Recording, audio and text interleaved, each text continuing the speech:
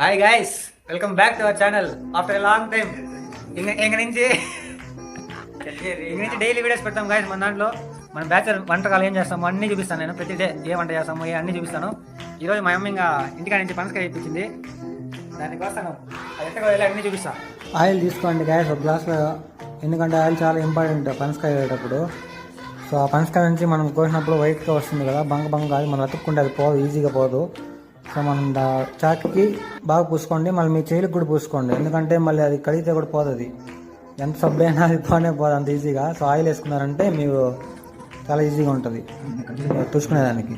So first half కోసుకోండి. Full కోసుకున్న తర్వాత మళ్ళీ ఇంకొక హాఫ్ కోసుకోండి.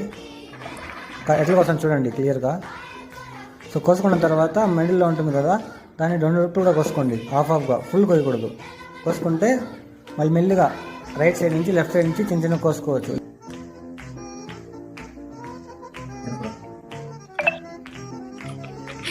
ఫ్రెష్గా పీస్ వేస్ట్ కాదు, ఏది వేస్ట్ కాదు. వేస్ట్ అయినా కూడా దీంట్లోనే ఉంటుంది, దీంట్లో కొనుక్కొని తినేయచ్చు. సో ఈ గింజలు వేస్ట్ చేయదండి. ఈ గింజలు ఏం చేస్తారంటే ఉడకబెట్టుకొని లైట్ ఉప్పు వేసుకొని ఈ పొట్టు వదులుకొని బాగా ఉంటుంది. సరే, ఇంకో వీడియో చూసుకున్నాం. రేపు ఏ వంట చేస్తామో చూపిస్తాను గైస్. రేపు కలుసుకున్నాం. బాయ్.